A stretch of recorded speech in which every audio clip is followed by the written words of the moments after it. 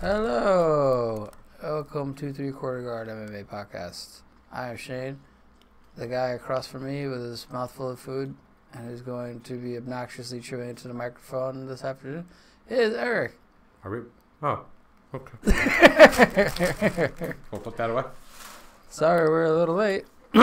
We got caught up in things that Life happens. things. Okay. Life has been happening a lot on Sundays for us. Yeah, Sunday's a tough time. Like somebody getting a little bit too comfortable with picking me up at 11:30. Yeah.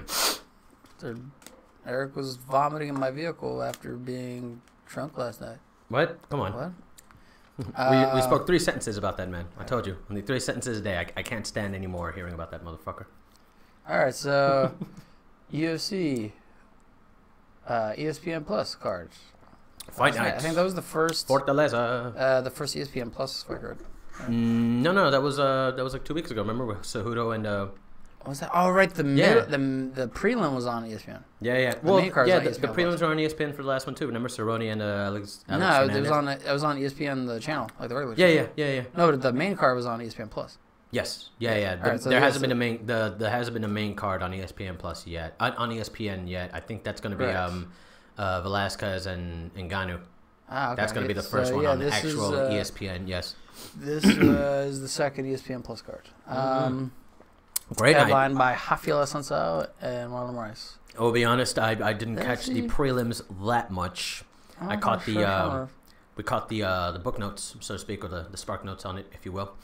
But seemed like so let me check. Is Saeed big win for Saeed Nurmagomedov? Obviously not in his homeland, but is he Nurmagomedov's brother or like Nurmagomedov's cousin? Because he has like 15 of them. And like 10 of them are in MMA, so that's why I'm like not 100% sure. Well, I would assume so. That I like I told you, unless Nurmagomedov is like Smith in Dagestan, which could make sense. You know? Oh wait. Where does it fucking say? Go to Wikipedia, bro. They know everything. Yeah, but he doesn't have Wikipedia. He's nobody. Why are my eyes so red? Jesus, I think don't get he it. is. Says he's related. Oops, sorry. Maybe they're cousins. They're something or other, yeah. I don't know what exactly, but it says, cousin. Nice. This thing says cousin. Cool. It says his cousin. I'm getting hot. So he's been. Real quick shout outs to everybody who survived the polar vortex.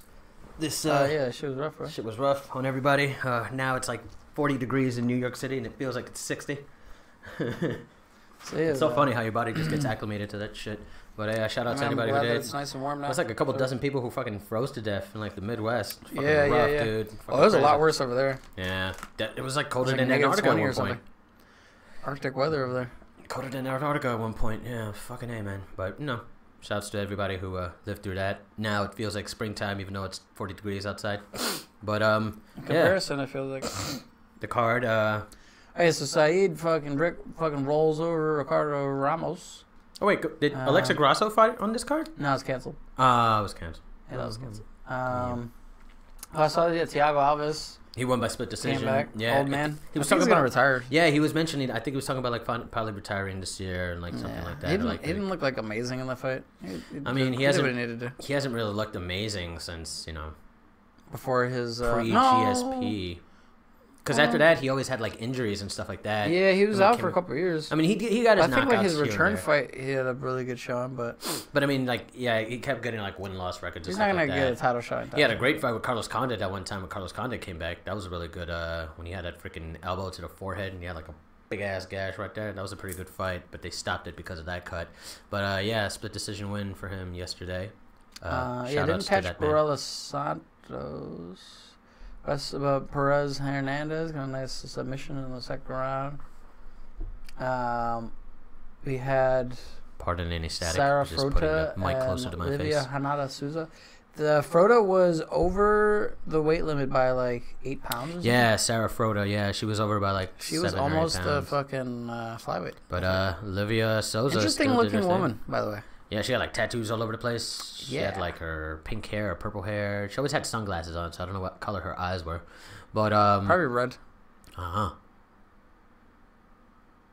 Not like a highway, like in a Satan way. Yeah, I wasn't sure if you were going for a some sort of quip there, so I was. Nah.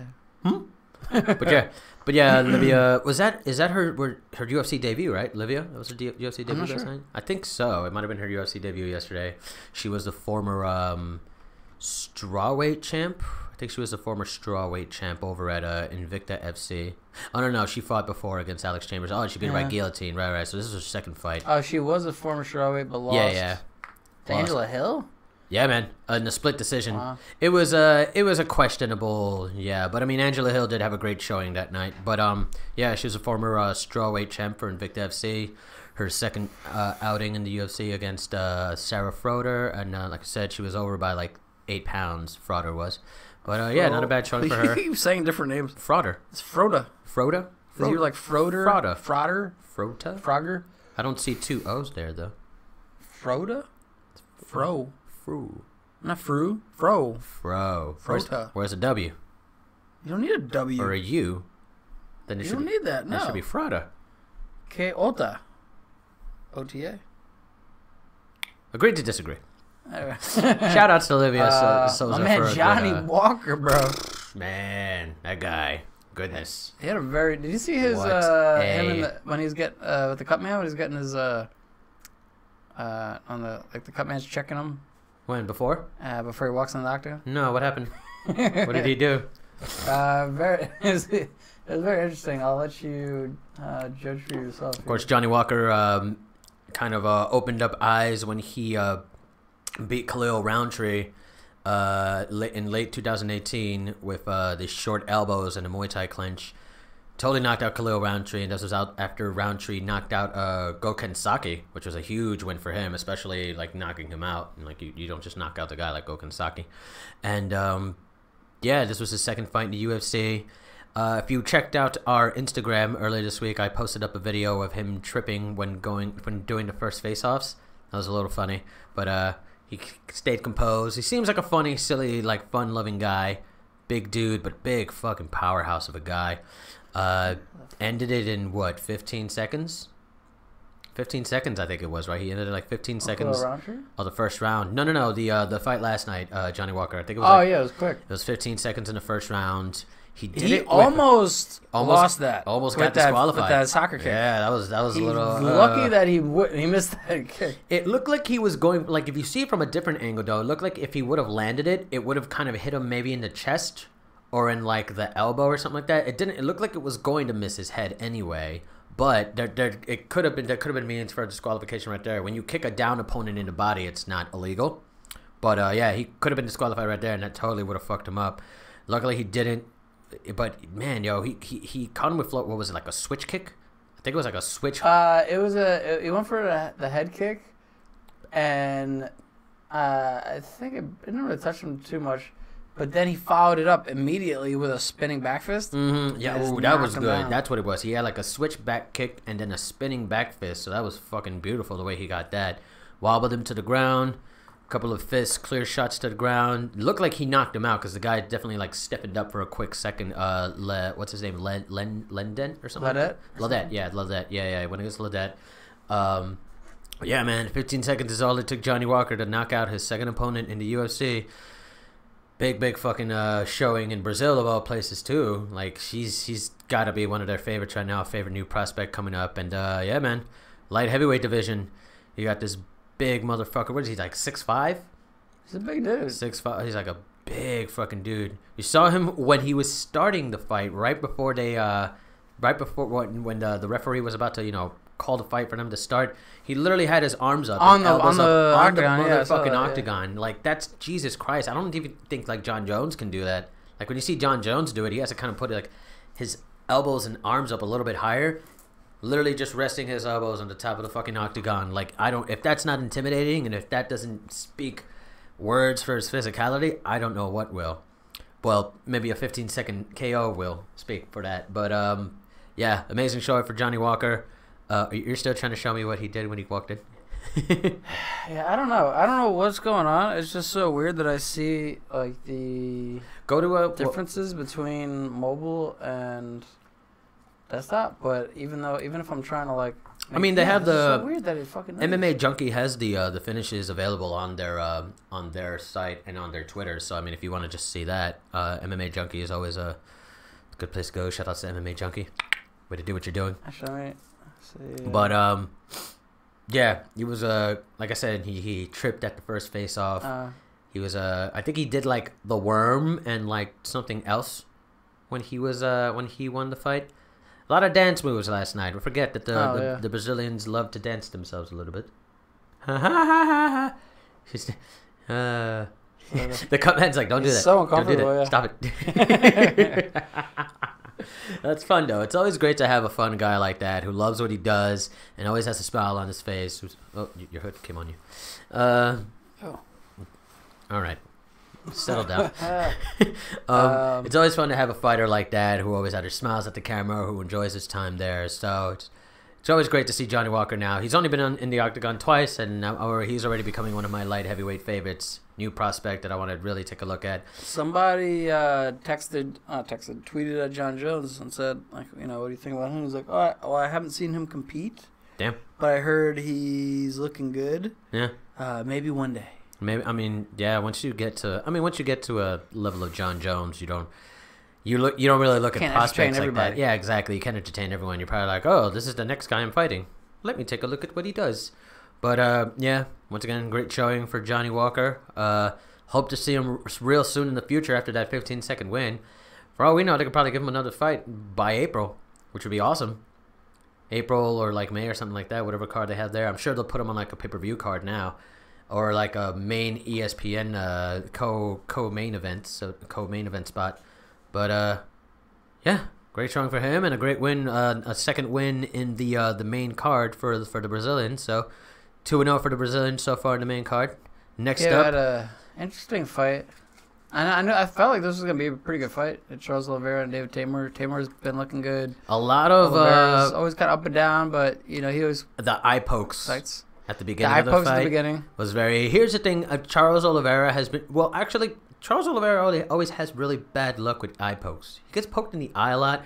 Like I don't know. That one was pretty. But that was pretty blatant because he was like going backwards and just kind of like he looked like he was looking at him while he was doing it. Like it was like a. Not that he did it necessarily on purpose, but he didn't really help. He didn't help the situation. Yeah, absolutely. It was like really weird. And then right after the first one, they started up again, and he poked him in the eye again. Yeah. But the referee, I guess, didn't stop it this time. That was another thing. It wasn't as bad as the first time. Here was something hilarious. Michael Bisping was commentating like his first card yesterday. Yeah, great job by Michael Bisping. I love when fighters or when fighters are commentators and when they analyze fights because I mean it's just.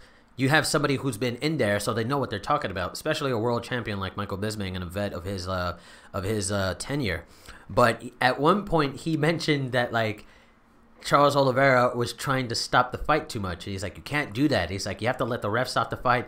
I remember a handful of times where Michael Bisping, if like he got poked in the eye or something like that, he would try to stop the fight himself, or he would tell the ref like, hey, I poke in the eye. Poke. Hey. Like during the Luke Rockhold fight, the first one. Anderson Silva. And then, during Anderson Silva. And even during, I think, like the Vitor Belfort fight, he had gotten poked in the eye or something like an illegal punch to like the back of the head.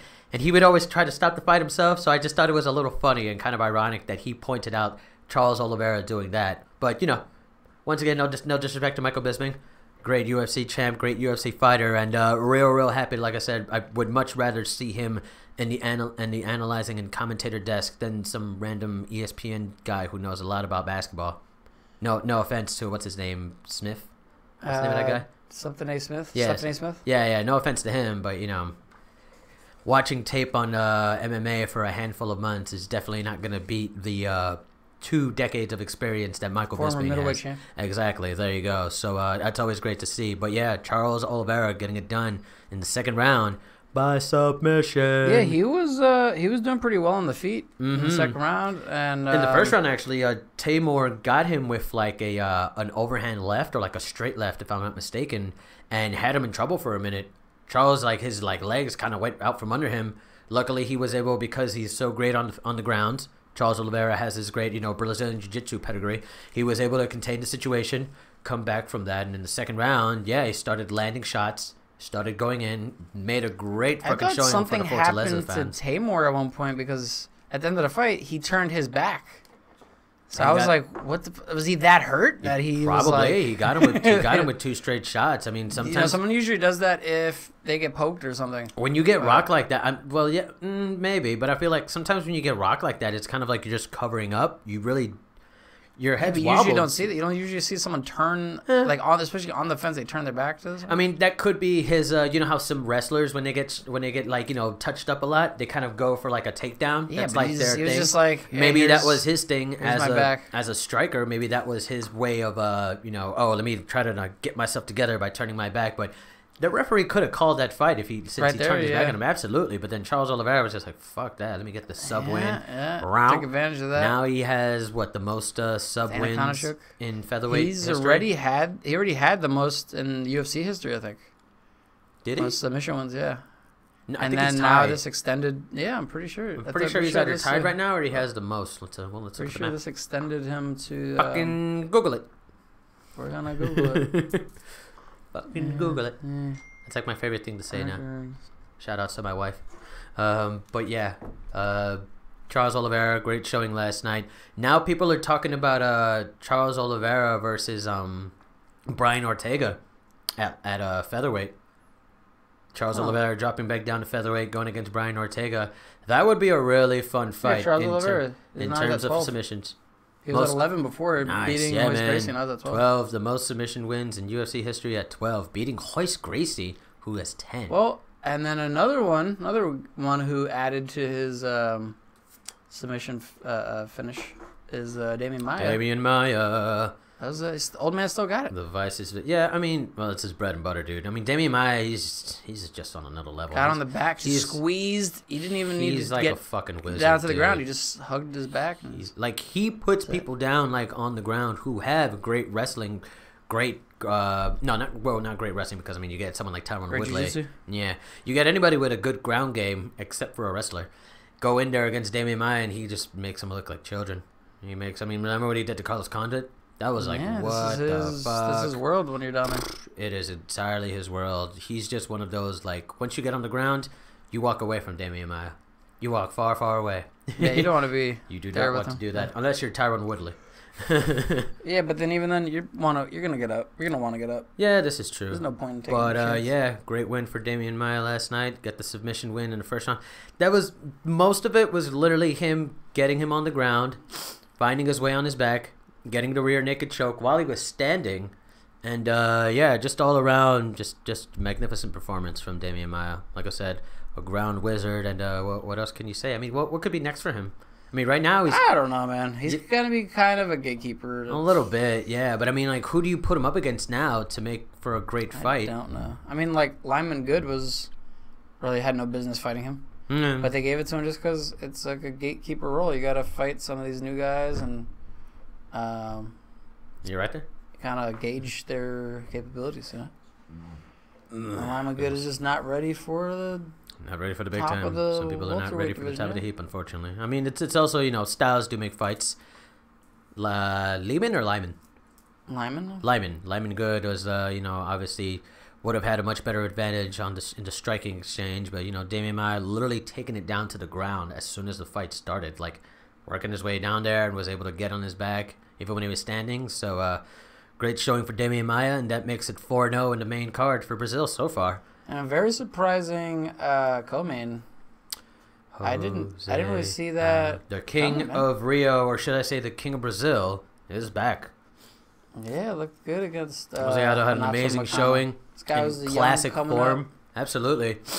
He had the reach advantage. He had the height advantage. He had all the tools to dethrone, so to speak, the king of Brazil, Jose Aldo, or to make it seem like, Jose Aldo's done.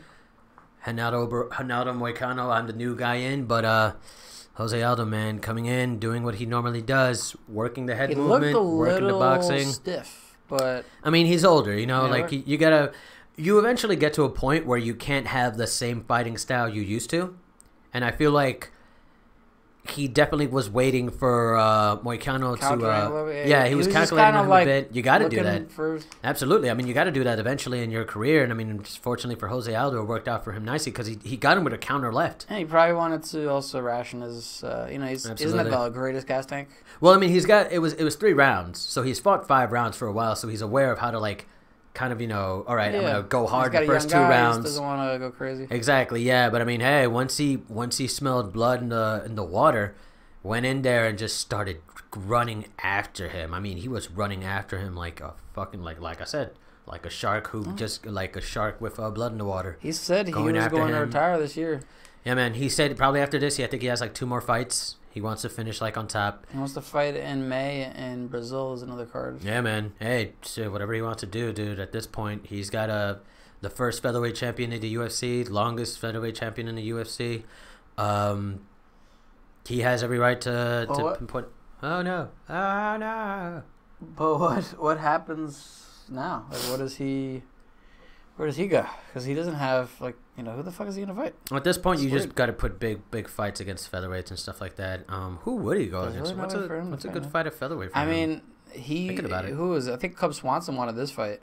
Yeah, but Cub Swanson lost to Moicano. Remember that's how Moicano I guess made it's a name for himself. You want to go up, right? But no one's really up. I think Moicano was number 2 or 3. I really want to fix that. So I don't even know who the fuck. The only one that maybe makes sense just because of rankings is maybe Ortega. This is true. Ortega. Because they're not going to give Otto another. Nah, I don't think so. Another title fight. Nah, he lost to Swanson too many times. Not for a long time. Yeah, unless they put him up against like Oliveira or something like that, or who's at featherweight? Let's take a look at the rankings. I guess. I feel like Ortega's got to be.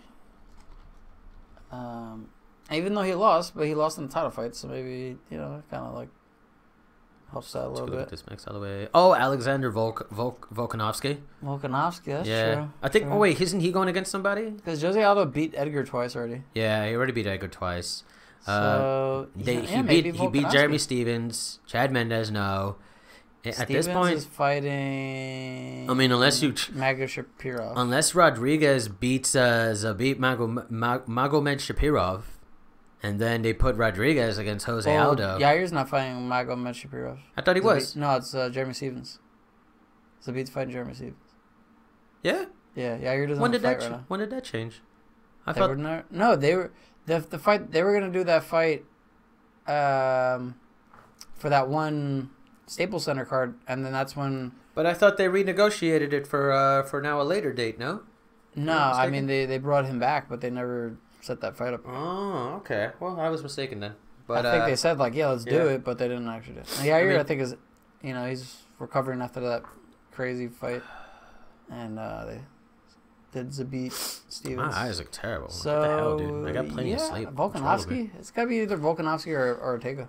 Yeah, it looks that way. I mean, that's. I mean, who else is there? I mean, he beat Lamas. Really. He beat Mendez. He beat Swanson, Stevens. I'd say put Aldo against Volkanovski.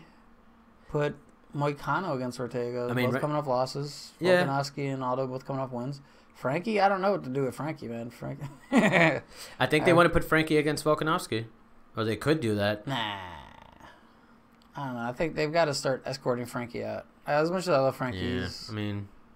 He's got to start. He still has pretty good showings. I mean, who did he go against last? Yeah, of course. I think it was Cub Swanson. That was his return fight after that loss to Ortega. No, he went against Cub Swanson a couple years ago. Remember, and he beat him in the last. We've had this conversation before. Have we had this conversation before? Yes. Huh. He lost. He got knocked out by Ortega, and then he came back in Atlantic City and fought Cub Swanson and won.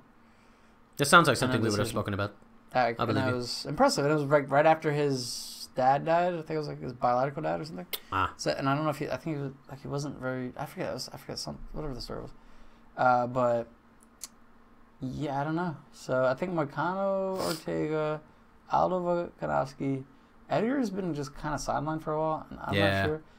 Edgar, I mean, at this point, beat Yair. Well, actually, I mean, funny enough for Jose, I mean, at this point in Jose's career and in Frank Edgar's career, they can kind of just, like you said, stand on the sides and kind of be gatekeepers, so to speak, and they could just wait for a big payday for a big prospect to show up. So I mean, I wouldn't be surprised if they stayed on the sides for a little bit, not doing anything. He's already beat Swanson. I think he beat Swanson twice, maybe. Yeah, but I mean, Mursad. Shout outs to Jose Aldo on the big win last night, and afterwards, in Jose Aldo fashion, after he got the win, ran out of the octagon. It was hilarious. There was so much security following him. Yeah, he literally had to go. Fucking bear hugged him. He literally had to go around half of the octagon, and then when he jumped out, he somewhat kicked his way through whatever open space there was, just so he could get into the crowd. That was so funny. I think Bisping said it. He's like, second time we've seen Eagle fly out of the octagon, because he just put his fucking foot out, like, get out of my fucking way. Let me go to my fans. Did you see? Great time, though. Must have been fun. Did you think it was a little premature stoppage? I would maybe, but then at that point, Keanu wasn't really responding. He wasn't going. I guess he was at getting the point hit that a lot. It stopped, he was running. He was along the fence, kind of like turned, and he was getting getting like barraged like a lot. When you get to, I was actually thinking his chin was really good. His chin is really good, absolutely. But he got hit with a lot of clean shots there. At that point, the referee needs to step in. You know what I mean? Like, because some people, they have those really good chins, like Brian Ortega when he went against Max Holloway. That was a championship fight, but holy fuck, if that was any other fight, they probably would have stopped that shit in like the third round or the second round. Yeah, he was. What do you call it? Yeah, he was. You could tell. The more punches that Aldo was hitting him with, like the worse he was getting. Mm-hmm. So it was like a gradual. Exactly. Yeah. Like, so it seemed like eventually he was gonna land another clean shot and just knock him down. Exactly. Yeah, because he landed a good uppercut, and that uppercut, like when after he had chased him down halfway around the octagon, he landed an uppercut, phased him again, and then he pulled back and just kind of once you start holding your head down and like waiting for something, it's almost like that's you telling the referee, all right, you can stop this now. This hurts. Please stop. Not really intelligently defending. Exactly. Yeah, that's another thing. Like I said, like at that point, the referee does need to step in and save you from yourself. Imagine if you would have gotten knocked the fuck out. I mean, if you get hit that many times and then you get knocked out, the knockout is a lot more like, it's a lot harder to get you back in, so to speak, because you get all that, like your brain gets rattled up and then you get concussed. That can't be good for him. But yeah, man, the king of Rio is now the king of Brazil, and great freaking showing for Jose Aldo. Really, I'm really happy to see him at least. I think we talked about this. He was so hyped after the Jeremy Stephens one. Yeah. I think we talked about this when Bader beat Fedor last week. We said that like MMA is a very unforgiving sport. Doesn't care about his heroes. Doesn't give a fuck if you want to go out on your swan song and have like a great win. Like if the guy is better than you, he's going to beat you. But it's always great to see a good champion like Jose Aldo go out and yeah, man, exactly. As long as the crazy thing is as big of a legend as he is, and as many fights as he had, he's still a young guy. Like how old? He's like 29 or 31, something like that. I think he's like 30, 31. He is 32. Jesus, he's our age. Yeah, he's like a year older than us. So I mean, wow. In terms of like, damn. In terms of like featherweights, he's on the older. This is like maybe I was gonna say maybe this is like his prime. I guess we could say, somewhat like that. You never know, maybe at featherweight, yeah, definitely it's like he's one like of those... definitely like peaking right now, where he's absolutely. It's either he's either at his best or he's on his way out. Excuse me. I think this is.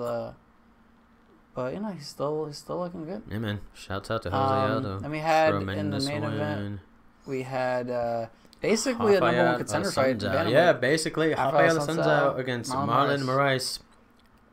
For my money, I was honestly thinking if Rafael Assunção wins, no disrespect to Assunção, but would have been a decision win, would have been a long fight. With a lot of like back and forth striking, this and that. If Assunção would have won, I just didn't see him winning by knockout or by submission because he doesn't really do that. Yeah. I mean, he beat Dillashaw in like UFC 200 by decision, and that was questionable. But you know what? I gotta say, Moraes has a lot of tools. He had a game plan and he went with it. He almost straight away went for a takedown. Was wrestling him, good wrestling. And to be fair, Moraes, when he first fought Assunção, that was his first fight in the UFC. Yeah, I don't give a shit what anybody says. Your first fight in the UFC, the jitters are always there. Doesn't matter if you fought. Doesn't matter if you fought in like Japan, where there's like 40,000 people watching you in Ryzen. Doesn't matter if you fought in Bellator, where they have all this big production value and stuff like that. You go to UFC, you know it's the big show, and you know that that's where like the top fighters in the world are. Maybe he was fighting a little bit more reserved, or like we said, maybe the jitters got to him. But Moraes, like, he's been knocking motherfuckers out left and right. Knocked out. Yeah, he got 2 knockouts in a row and now a submission. Stiffened up Sterling, knocked out Jimmy Rivera in the first round, and now knocked out. He knocked out a Sun's out. In the first round too. Yeah, right. Knocked him out in the first round as well by submission. And yeah, man. Just a great showing from Moraes, a solid choke too. He had the whole body wrapped. The whole thing, dude. Yeah, man. Whole body wrapped. He knows. He definitely knows what he's doing. He's definitely the high caliber fighter. He's home. He's home at the UFC because he's definitely one of the greatest fighters in the world. I remember when I watched him certain fights of his in the World Series of Fighting, I would tell myself like, man, this guy looks great. This guy looks amazing. He looks like he would have an amazing showing in the UFC. Kind of like with Justin Gaethje. The same thing. I'm like, these guys should be in the UFC. A lot of people considered him, one of the greats to not be. Absolutely. And Frankie Edgar was talking about him so much. And that's another thing too. He's been training with Frankie Edgar for a while, and like Edson Barboza. When you train with killers like that every day, you're only gonna get better. And you're gonna train with people who are into UFC. Obviously, you're gonna be that much higher than the other caliber of fighters you find outside of the UFC brass. And it makes sense that as good as wrestling is, training with Frank Edgar. So he could wrestle. He could do. He could submit people. He could knock you out. He definitely has the formula to be a good champion, to be a great fighter. And I mean, hey, right now, yesterday, what was the first thing he did? He told DJ Dillashaw, he's like, I don't think I'm going to wait for you, bro. I'm going to take another fight because you keep fucking around with little boys. That's fighting words. That is fighting words. I think there was I forget, it was a post-fight interview with the Sansa also after he lost. Oh, I didn't hear that. He was talking about it was supposed to, this was supposed to be a number one contender fight kind of thing, but who knows what's gonna happen with TJ, and it's just kind of like, I think speaking for a lot of the bantamweights and a lot of probably flyweights too, is like these guys are fucking dicking around and holding up these divisions, and everybody wants a fucking super fight. And well, here's the thing. It becomes a problem. I definitely do agree with that, and I also am one who said like the super fight thing shouldn't be had over and over again because it's not good for the champion's individual division that they're holding up. But I mean, it brought a lot of eyes to the flyweight division now. It brought a lot of eyes to the bantamweight division. I mean, I know Dillashaw was bringing eyes to it already, but I feel like people are now interested in seeing what would happen if Cejudo went up to 135. Because when Cejudo did fight at 135, he still had his strength there. He still dominated dudes that were bigger than him. And, like, it was, like I said, it was almost like he was like the Cormier. Like, when he went up in weight, he still had that power advantage, and he was still able to do his thing. I very much want him to go back down to flyweight to fight Benavidez to, keep the flyweight division alive. Yeah. But, I mean, unfortunately, who's up after that in the flyweight division? I don't know. After Benavidez, it's kind of... And especially now, here's another thing that they really fucked up in, and people could say I'm wrong. This is just my opinion. They got rid of Jose Shorty Torres. Yeah. They got rid of him. Why? But he lost like once, right? And he got like two. Lost once or something? Yeah. Why would you do that? Like, he was one of your top prospects, and he was he was a very exciting fighter too at flyweight. These guys is disposable. They were, don't really care about the division. Well, I mean, now there you go. I mean, now that Henry Cejudo won, all you have right now is Joseph Benavidez. I mean, you got Dodson. Dodson's been fighting at bantamweight now, right? He's been at bantamweight, yeah. There you go. It sucks, and even Cejudo himself said it in like a recent interview that he's like he doesn't really like the look of the flyweight division right now. They need a big person, or they need a big name, or at least a couple of big prospects to come in. There's not a lot of big, clear cut. No pun intended. There's not a lot of big names in the flyweight division. I see what you did there. There's not a lot of clear cut contenders for the belt. Yeah, it's unfortunate, which is why I'm saying. Well, I mean, there's a lot more at bantamweight though. Yeah, that's the problem. There's a traffic jam. There is right now. Exactly. You got Moraes, who should be getting a shot. You got Cody, who's fighting Pedro Munoz. He's trying to get back in the title picture. What if Pedro Dominic Munoz is injured, knocks out Cody Garbrandt? Like, yeah, if Pedro Munoz knocks out Cody Garbrandt, I'm sure they'll probably do like a Moraes versus Pedro fight for like the top contender, and if anything, that'll be if TJ's not fighting. Yeah, if TJ's not fighting, exactly. Yeah, TJ could be fighting like now. He could be. Yeah. He trained for that fucking fight. He had a fucking 30-second fight. He could be fighting. Well, I mean, when you get knocked out, unfortunately, when you get like rattled up like that. Yeah, but he also wasn't like knocked out. He wasn't KO'd. They give you like a 90-day no competition thing anyway. They always do that just to be safe. You know what I mean? And I'm sure they gave like Dillashaw that. So regardless, I don't think we're going to be seeing Dillashaw until like at least late spring. And if they put him in there, that would be amazing. But I don't think they'll do that. But yeah, though, I mean, a great night for the Brazilians. Marlon Moraes now as a top contender in the bantamweight division. Who else do we really have? Oh, you also got John Lineker. John Lineker is also keeping the place alive. Lineker, Aljamain looked good in his last fight. I haven't seen Rob Font in a bit. Dominic Cruz is injured, but he'll be back soon enough. Man, I'm waiting to see what Dominic Cruz does, dude. And it's true, man. People are paying more attention to Dominic Cruz now than they did when he like was champion and stuff like that. Just because of that whole Cinderella story he did when he came back, beat Dillashaw by decision, and won the belt back. I mean, that was he's got a crazy astonishing story. Yeah, absolutely, dude. That was, I mean, an and amazing that division story. has been getting a lot more exciting because there's a lot more contenders now in that division. Absolutely. Before it was like a year ago. It was Uriah Faber, Dominic Cruz. It was really that was not for a while. That was not that long ago, dude. And now just people are fighting more at like bantamweight. I think maybe that's what they're trying to do because they want to like. They're trying to build up bantamweight. They're trying to wean out the flyweight division. All the good flyweights who can't fight at bantamweight, they're gonna move them up so that they have more names in the bantamweight. Yeah, it makes if you sense. Look at featherweight, definitely. Featherweight's pretty stacked. Lightweight's pretty stacked. Bantamweight's looking really good. If you were to combine maybe the best of flyweight and bantamweight, you got like another stacked division. Bantamweight's still a little, kind of stacked. It's kind of crazy though, because it wasn't too long ago that we were talking about like, no, keep the flyweight division there, and blah blah this and that. Like I know I was saying that mostly because of Demetrius, and mostly because I was like, no, I love the flyweights, I love the 125 pounders. But thinking back on it now, it's just the fickle opinions that we have. If you have the flyweights fight at bantamweight, they don't have to cut that much weight. They could be a lot healthier, and when you're healthier, you don't have to cut. That's not a problem. They are a lot smaller, absolutely. But I mean, it's just you know the deal with MMA. Size isn't everything. Not all smaller. The time. I mean, not all of them. Like Henry Cejudo could be. Joseph Benavidez used to fight at 135. Yeah, exactly. And even at 135, Joseph Benavidez got a title shot against Dominic Cruz. Yeah, he had that going for him. So yeah, I mean, we'll wait and see what happens now. But it's that's good. Saeed, I didn't even notice that. Right. Saeed Nurmagomedov is a flyweight. Actually, he's in number 12. Yeah, that's one thing I didn't notice. You see, bantamweight TJ Dillashaw champion. Yeah. 15 TJ. What the fuck? Why is he in the flyweight rankings? Because he fought at flyweight. I don't know, man. That's weird. That's what I mean. Unfortunately it's kind of weird right now. Yeah, so Saeed Nurmagomedov is a flyweight. Yeah, he's a flyweight. How tall is? How big is Saeed? Let me just take a look at him because I know he's also got a KO. That's nice to see. Yeah, absolutely. In the flyweights. 12-1. All right, 12 wins, 1 loss. What are his like his profile? I guess. Here we go. Biography. 68.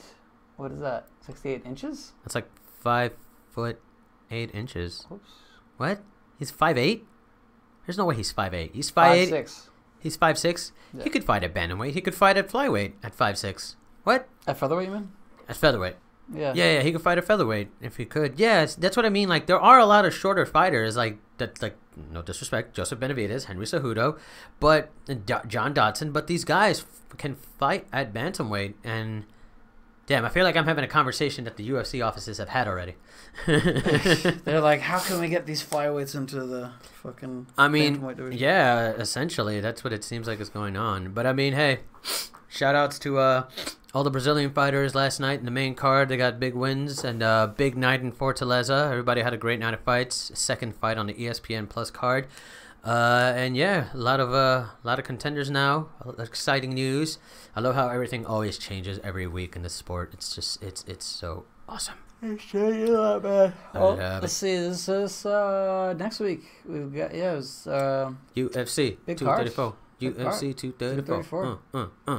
In Whitaker, Melbourne, Australia. That's a juicy fight right there. From the Rod Laver Arena. I think that's where Ronda Rousey got knocked out, right? I'm not sure. Pretty sure. By who? By Holly Holmes. Okay. You're a jerk. By Holly Holmes. I'm pretty sure that's the same. I wonder what they call it in arena. Stadium. But You got Bobby Knuckles. yeah, what? Who's Bobby Knuckles? That was Robert Whitaker. Is that what people call him? Yeah. I didn't know that. Bobby Knuckles. Huh. Bobby Knuckles and the Calvin. I called him the Reaper because the Reaper's such a cool. Well, that's it's his such nickname. a cool That's his fucking actual name. nickname. That's a cool fucking nickname. I would love people calling. Hey Reaper, how you doing? Yeah, but that's also it's a little corny though too. At the same time, right? The Reaper. I mean, The Reaper. I mean, he's been reaping. Okay. I got the Style Bender. There's the Spider. Yeah, Anderson Silva. That's gonna be a big one. That is like changing of the guard. That's a very yeah. important fight for Israel Adesanya. It's a very important fight for the middleweight division. That's like all eyes on that co-main event. Yeah, that could be a lot. If our homie Ronnie Yaya, shouts to Ronnie Yaya.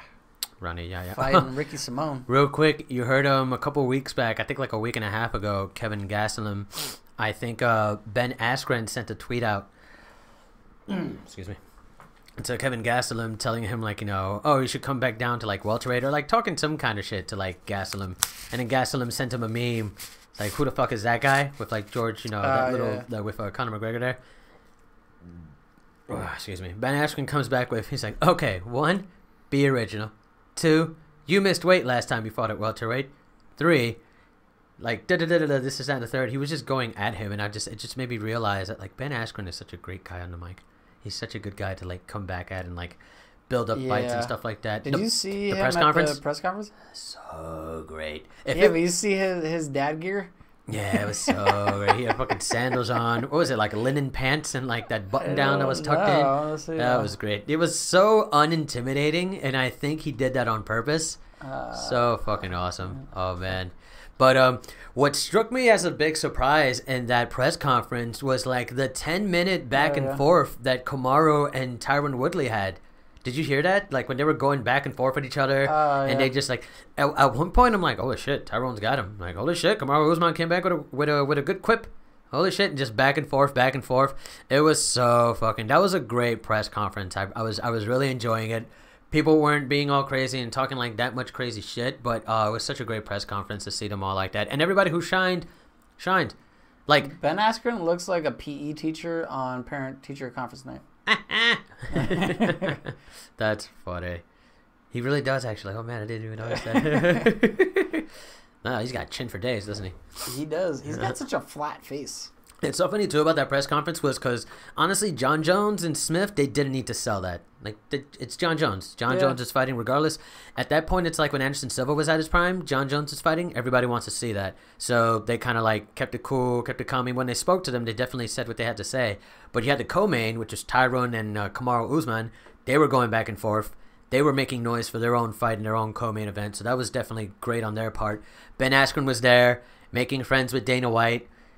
Trying to convince Dana White to have Stop hating me, Dana. The 165 division, which the more and more he talks about it, the more and more I'm like, that's not a bad idea now with all the weight cutting issues that they've been having, and like just all the people going back and forth from welterweight to lightweight and the people going up from featherweight and stuff like that. It's such a crazy like influx back and forth in weight. It kind of is making more and more sense now to have like 10-pound differentials from like 125 up to like 185. Talking about this forever. They're used to do it, but no, he doesn't want it. Yeah, he said himself. It's like it's not going to happen. Unfortunately, it's not going to happen. I mean, like I said, if Askren wins and if Nurmagomedov dominates the lightweight division as he's been doing, they might do that. And another thing, which is I know it's not set in stone. Nothing he ever says is set in stone. But he did mention Nurmagomedov. Dana White, should I say, that they want Tony Ferguson next for Nurmagomedov. Like, that's the fight they want to make. Yeah. That's the fight they want to make at MSG. I think... Oh, my God, that would be amazing. Give me Tony versus Khabib. What's his name? Ali Abdelaziz? Even he was like, okay. He was saying Tony's next. Yeah. Now, I mean, they spoke to Khabib because he at first wanted a boxing match with Mayweather. Yeah, kill that noise. Then he wanted a GSP against Khabib, which I would like. GSP apparently wanted to do that. Yeah. But, I mean, at this point, I mean, if he wants to do it and if that fight happens, hey, big money fight, big fight for either one of their careers. But, hey, man, if everybody's saying Tony and Khabib next. What's on your shirt? It's just a bunch of different things from New York, like hot dogs and skateboard wheels and people wearing dad hats. Ah. I got it from like H&M like 6 years ago. That makes sense. And I was like, I needed an undershirt that fit under my tight hoodie. Oh, okay. But yeah. Anyway, I fucks with Anthony Smith's suit. I like the burgundy. It's a nice. Yeah, man. Hey, man. You're gonna shine. You're gonna shine. If Hutch, he's not that much shorter than Jones. He's pretty big. 6'4". He's like Jones's height. I think Jones is wearing boots there. But Jones also has chin up. Yeah. But I mean, here's the thing. He's going in there. If he's got the belief in himself, and if he thinks that he can do it, hey, man. Go in there and get it done, young man. He's pretty well spoken. Yeah. He's pretty, very respectful. Humble and respectful. Very humble, guy. Absolutely. I mean, if somebody was going to dethrone John Jones, it would be him. But it's just like, ever since Daniel Cormier said this, and it's something that it's definitely something that holds true. There's levels to this game. John Jones, Cormier, people in that caliber, they're just on a different level. When you get to that point where you're like good anywhere, and John Jones is still learning, man. He's still learning. Yeah, and I mean, he made Gustafsson. I mean, he's younger than Anthony Smith. Anthony Smith, at one point was a journeyman. And for his, I was going to say, for his credit, Anthony Smith has been around for a while. It's not like he's a new face. He's got the experience in MMA. He knows how to, like, weather the storm. He did it with, like, Volkan Ozdemir. But like we said, when you go against John Jones, it's just an entirely He needs to work different... on that cardio, though. You can't have a Volkan Ozdemir fight where he was freaking looked like he was gassing out of it. It's just it's an entirely different monster when you go against John Jones. I mean, John Jones had the greatest fight of his career when he went against Gustafsson the first time. And then comes back on for part 2 and takes him down and submits him in the second round. Yeah, you know what's kind of annoying is people watching that second Gustafsson fight and saying, oh, that wasn't, that wasn't the same John Jones. Like, he wasn't looking that good. He was doing this. He was doing that. He finished him this time. He fucking, He was fighting the smart fight because last time Gustafsson was lighting him up. And he noticed that and he saw that, so he was measuring up so he wouldn't get lit up. It's called a smart fighter. It's what Khabib did to Conor. It's called fighting smart. It's called having a game plan, sticking to that game plan, and then making your opponent look like a bitch because he's not on the same level as you. That's what Khabib did to Conor. Unfortunately, that's what Jones did to Gustafsson. All respect to Gustafsson. No respect to Conor. But all respect to Gustafsson. That's what you do when you want to win these big fights. That's what Cormier meant when he said there's levels to this game. If you're smart enough to know what you need to do to tire your other opponent down, who at that point, like we said, was his biggest challenge in Gustafsson, he literally neutralized him and took he him was down throwing those leg kicks, and he had a good strategy there. Totally fucked him up. Yeah, good strategy. Good strategy, game plan. That's what makes for champions, people. Stop being a part-time MMA fan. Watch the sport. Learn a thing or two. I mean, I don't know anything about doing anything, but, I've seen enough to know what I'm talking about, I think. that was such a confident, definitive answer there. Thank you. Kind of. But yeah, man. Definitely excited for that one. That was a great. That was a great. Back to this card. Oh yeah. Well, real quick though, before we get to that, Holly Holm and Aspen Ladd was canceled. Yeah. Contract disputes. I think they're working on Holly Holm versus Nunes at 135. I think they're working on that. I think Nunes wants to, and if they do that, I think Nunes wants to retire after that. She mentioned like something like, if I beat Holly Holmes, I mean, who really else is there? She would want to retire. And hey, man, way to go out with your shield out there and stuff like that. She won the featherweight championship. She has the bantamweight championship. If she defends it one more time against Holly Holm, she would have beaten literally everybody worth beating. Miesha Tate, Ronda Rousey, Cyborg, Holly Holm. Who else would there be? I mean, Kat Zingano maybe, but like unfortunately, Kat Zingano has been having all this bad luck lately. So it's just you can't help but think that the time she's appealing the loss, I think, or something. The time spent, like kind of the same thing with Dominic Cruz, you could say, the time spent outside of the octagon and with all the injuries and stuff like that, that's still wear and tear on your body. And as you age, it only gets worse. And I just think that, at this point, not no disrespect to Kat Zingano, but she would have to get at least 2 or 3 straight wins to get the title shot. If she does do that, all power to her, but I don't think that it's like a big possibility. You know what I mean? It's kind of like when she did do all that, that's when she had the chance, but, unfortunately all her personal life things happened. So. If they keep the featherweights, or if they keep the featherweight division, and then she beats Megan. Okay. And you think like in a rematch? Maybe she fights like a Cyborg or something. They could do a rematch. They could do a rematch. Well, I think they would just because Cyborg still wants to go to boxing. I think. Cyborg wants to try that boxing. division is in shambles. Yeah, It's always been, but flyweight. It's not really a division, unfortunately. Yeah, it sucks. I mean, one person. They got Megan Anderson there, and they definitely like. I feel bad for her. Yeah, I mean, she's a young prospect. She's got the she is everything that a featherweight champion could be and should be. She's big. She's got the long reach. She has all that stuff. She doesn't have the experience, unfortunately. At least not all the experience that she could have. But I mean, it's unfortunate if like the featherweight division would close down because she would definitely be an exciting fighter to see in the future. But it's just unfortunate. If she was born to be 10 pounds lighter. Yeah, she would have a nice career in bantamweight. And you can't expect her to like. I mean, yeah, and you can't expect her to cut the weight down like they expected Cyborg, because I mean, her and Cyborg are kind of in the same boat where they're just. Their frames are just bigger and they can't cut really down to muscular, 135. Absolutely, yeah. And it's like it's just unfortunate that the talent pool in the featherweight division for women is just not as deep, not nearly as deep as like bantamweight, strawweight, or even flyweight for that matter. Yeah, the division is just not enough to fill. Yeah, unfortunate. But yeah, we'll see what happens with that. Holly Holm is trying to fight Amanda Nunes, but that's like the dirt sheets. It's nothing. It's not set in stone. But it seems like that's what they're trying to go for. I think they're trying to have that main card for 237, UFC 237, which I think is in Brazil, or UFC 236, which I think is in Brazil. I forget, but one of those two pay-per-views are in Brazil, and I think that's what they're trying to get Amanda Nunes to headline.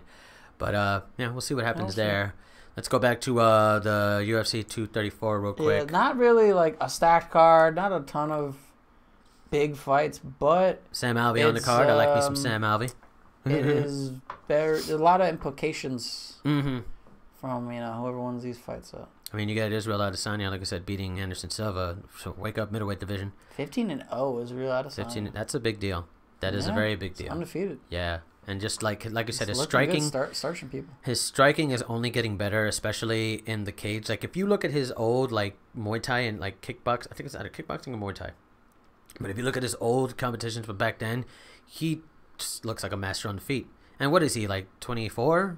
No. I think he's a little older 26? 29. He's 29. He is 29, yeah. He's not even in his prime yet. He's probably entering his prime very soon. I mean, man, imagine if he knocks out Anderson Silva in front of 40,000 fans. That'd be huge. What the fuck? That would be crazy. Yeah, it's also like who's in the prelims for this card? No one like particularly stands out really. You got Teruto Ishihara, the ladies' man. Oh, the ladies' man. He's back. In the early prelims, you got crowd favorite. You got crowd favorite Lando Venata. Oh, Lando Venata. I like that guy. I love that guy. Actually, I do, but he hurts my heart. He makes for exciting fights. I think he knows that, and I think he's the kind of fighter that just goes out there to fight. Stop getting his hit so much. I mean, the UFC keep doing this, and I really don't think they should. It's probably even going to get worse now with IMG as their managing company. But they always like when they have somebody like, let's say, an Anderson Silva, or at least with John Jones' card at UFC 235, they're not doing it where they literally have like the co-main and the main event are the four guys everyone knows, and then everyone else is kind of like below in the rankings. Not to say that these aren't great fights. Shoutouts to Ronnie Yaya because he does follow us on Instagram, but like he's right before the co-main. But yeah, just unfortunately, like if they were to lose Anderson Silva for whatever reason, or if somebody gets injured, if anybody amongst Whitaker, Gastelum, Adesanya, and Silva get injured in the next week, then they could probably cancel the card, or they would have to cancel the card because they just don't have the co-main there. That's what happened with when Hendo was supposed to fight John Jones. Well, they wouldn't cancel for the co-main, but definitely the main. Like if Gastelum or Whitaker get like injured or something like that. I mean, I don't know. If let's say Gastelum gets injured, you don't think they might put in Adesanya? That would be insane. That'd be pretty crazy. I feel like they would. Who would still fight though? Nobody. No, I mean, you'd have to scrap that. There's got to be somebody ahead of him. They probably Let me see who. No, I know, but I'm saying like, this happens like last minute fight week. Maybe for their credit, maybe they do a week from now. What happens if tomorrow Gastelum trips on a fucking cable during your fucking media obligations? Right. And I Shout think out to El Adesanya, I think they Cucuy. throw him in. I think they put him in there. I think they Yeah, put him in there. dead ass. No, really, you're absolutely right. But I mean, maybe they're learning, and maybe they have somebody on the sidelines waiting. You know what I mean? Maybe they have But when like. you have a prospect in the co-main, I don't know. I think they just leave it like that. Maybe. I mean, say, hey, let me sometimes take a look at the. Can we take a look at the middleweight rankings real quick? I don't know why you keep. I don't know. I think it closed back. Oh, okay. I was like, I don't know why you keep doing it. But Because obviously, there's people ahead of him. yeah, Luke Rockhold, Jacare, maybe. Yeah, definitely Jacare. Maybe did Weidman win his last fight? I think Weidman won his. Jacare beat him. Oh, yeah, right. Yeah, Jacare beat him. So yeah, maybe Jacare. Maybe they have Jacare waiting on the sidelines. No. I definitely think when you have somebody who's like, is he number 6? He's in the co-main. He's gonna be the backup. Could be. But I mean, like they said, they have already Jacare. Jacare, is it Jacare who dicks around a little bit too much, and he kind of like tries to choose his fighters? I feel like he tries to choose his fighters. Maybe it's Luke Rockhold, I forget, but I feel like one of the middleweights, they go a little bit too hard to like pick their opponents, and it's kind of like, all right, bro, you kind of got to go with what you got. Like, what are you doing?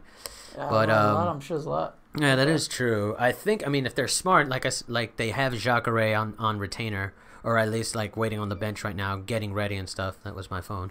But yeah, I mean, hopefully they have But I think they'd sold. They wised up. They said that the winner of this would fight against the winner of Gastelum Whitaker. It makes sense. I feel bad for like we said, Souza though. He's got overlooked for title shots so many times. He's waiting, though. That's the thing. He doesn't say yes to fights. He doesn't take fights because he waits for a title shot. Actually, real quick, that was another thing. He lost to Romero, didn't he? Yeah, but that was like 2 or 3 fights ago. Yeah. Yeah, but he came back, though. He came back and won 2 fights. He but Weidman. He just fought Weidman here's the thing. Ago. He's one of those fighters that there are a lot of fighters like this. They think like, oh, I beat a former champ. I should get the next title fight. And it's like, I'm going to wait until I get the next title fight. This and that.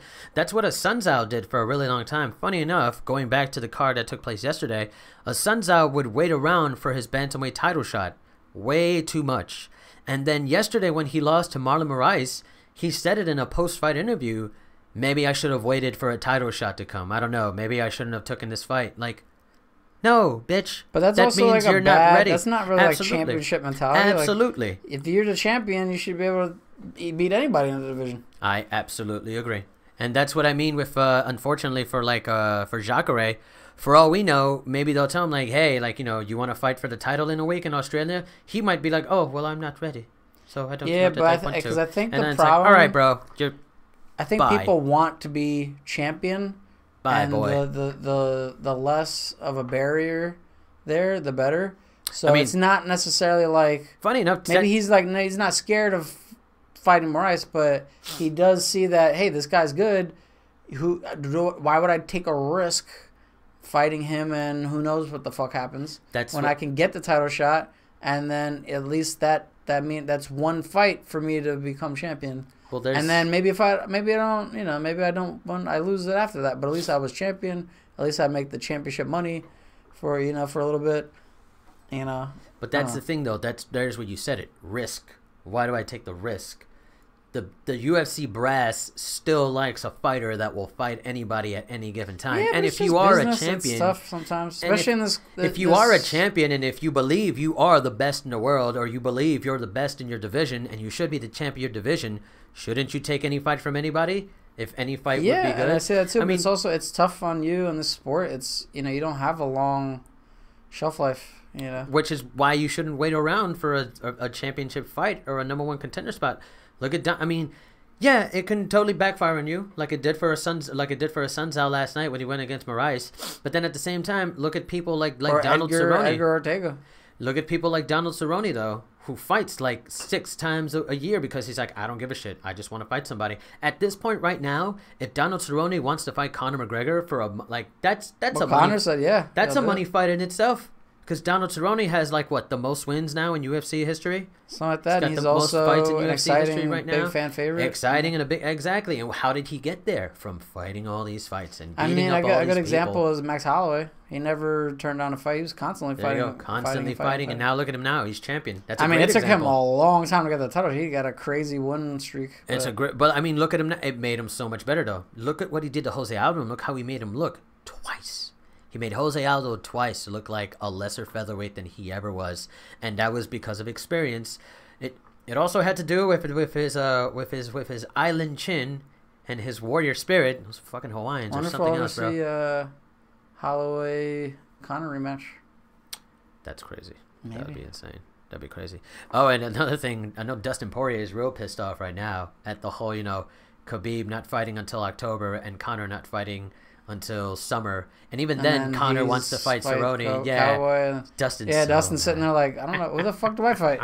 At this point right now, I mean, if they want to make, there's Iginta maybe. Here's the thing too. I don't think Poirier wants to I don't think Poirier and Ferguson are those kind of fighters. I know Ferguson isn't that kind of fighter. They want to fight again. I know Ferguson wants to fight again. I know Poirier wants to fight again. I think that's the next major lightweight fight that's going to happen. Tony Ferguson versus Dustin Poirier, number 1, and number 3. I think that'll happen, and I mean, depending on who wins that, we'll get the title shot against Khabib when he comes back in November at MSG. Oh, wait, you're saying... Oh. Yeah. What do you think? I don't know. I feel like Tony might wait. I don't know. Maybe. I don't think... Here's the thing. I don't think Tony is that kind of fighter that he wants to wait, because he'll want to go back in there again. Tony Ferguson, and he said it before, he's like, doesn't matter if I'm fighting the champion, doesn't matter if I'm fighting the top prospect. It's like, I'm going in there and I'm going to... Because he's the kind of person that's like... Yeah, but if everyone's telling you, you're next, do you take that chance? I don't know. That's the thing. I mean, well, it could pan out. Like you said, it could pan out for you. Like Tyron Woodley. Remember, that was a big reason. Well, that was a big reason why I had a problem with Tyron Woodley when he first won the title. Because he was the kind of fighter that would wait for a while. Like, he would get into... he would win a fight. Like, he went against, like, Carlos Condit, then he went against Dong Yun Kim, and then he took some time off to, like, heal up some injuries that weren't even that serious, but he wanted to be at 100% because he wanted to fight the top prospects. That's fine. And then, I forget who he fought next. That was fine. And then I think he probably had, like, 3 wins in a row, and then he's like, I want to wait to fight the next welterweight, like, champion. Which he did. He fought Stevens, beat Stevens at welterweight in Madison Square Garden, and then got his title. Woodley did it right, and now that Woodley is champion, Stephen Wonderboy Thompson. Wow, sorry, Thompson, Stephen Wonderboy Thompson. Remember, he fought him for because the welterweight strap was vacated.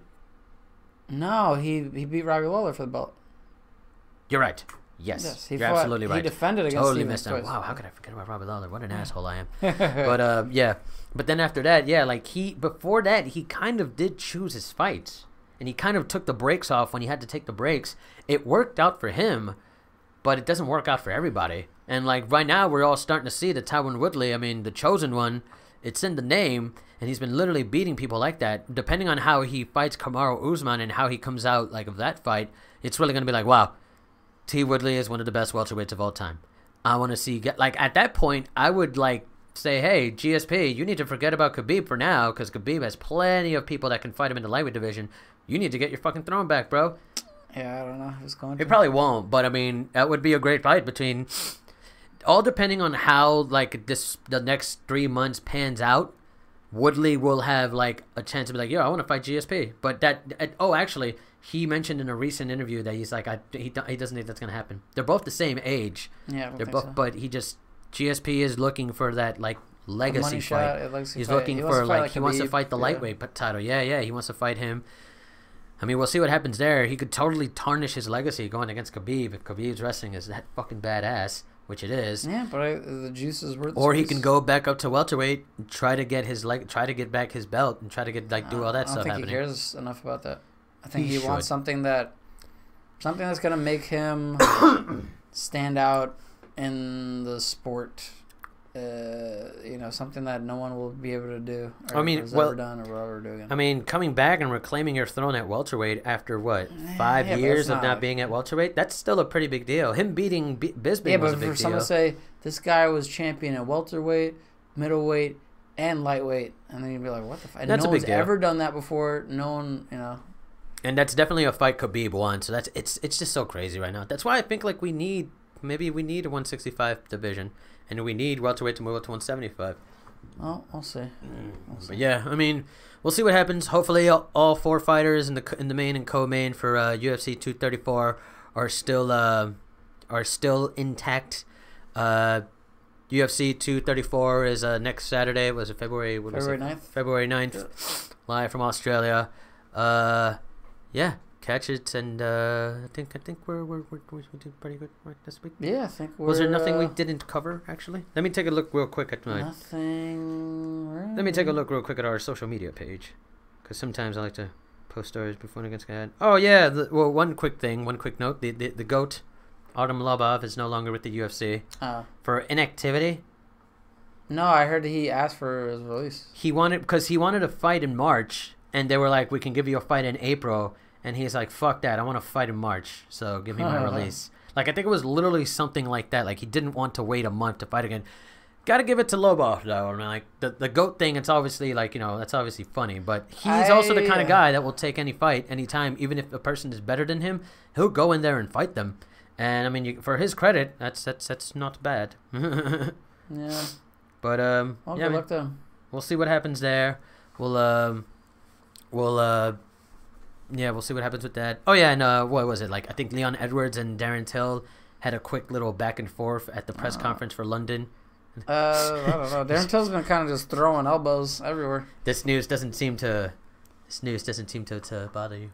He's just throwing fucking elbows, and he's a young guy with a mouth. He's tweeting at everybody. He's talking shit to everybody. He's looking for a fight. I don't know. Yeah, I mean, why don't you go holler at Kobe Covington? I don't know. I don't know what's going on with that guy. He needs a fight with that fake belt now. He's got a fake belt now. Yeah. He wanted to make great again. He wanted to make America great again. He needs to work on making himself great again. That interim belt doesn't mean shit. And then Anthony Rumble Johnson signed with Bare Knuckle FC. But it's it's like clearly an ambassador. Yeah. It's clearly like he's not fighting. That would have been. Oh my god! Imagine that would have been weird. That would have been ridiculous. Imagine Anthony Johnson bare knuckle punching someone in the face. That's. Oh my god! That's murder. That's him murdering somebody. Probably. Not to say that 4-ounce gloves is going to protect someone's face that much, but he could. Oh my goodness, I couldn't imagine him hitting somebody with his bare fists. He's gonna do. Oh yeah. Speaking of bare knuckle fights, real quick, Beck Rollins last night won her bare knuckle fight. It was like a champion against champion fight. You seem bothered by this. No. Oh, you were like rolling your eyes now. I was. Never mind. Now she's like a champ in whatchamacallit at bare knuckle fights. Yeah, she got like a new nice shiny belt for I think WBO. I think she's like a WBO bare knuckle fighting champ now. Yeah, it's an interesting thing. Cool belt, cool blue belt. Look cool to me. But yeah, shout out to Beck Rawling on her win. Keep doing your thing in bare knuckles, girl. Keep fucking these hoes up. Yeah. Everybody, we'll catch you guys next week, I guess. We'll be talking about UFC 234. We'll see who wins against the Style Bender versus the Spider, and the champion, Robert the Reaper Whitaker, against Kevin Gastelum, who has no nickname, so Kevin Gastelum. Should be a good fight next week, and yeah, we will see you then. Till then, I am the aforementioned Eric, and this is Shane O'Mac. Call your mom. She misses you. To me? No, to the audience. Oh, okay. Yeah. Call your mom. Or I will. Bye.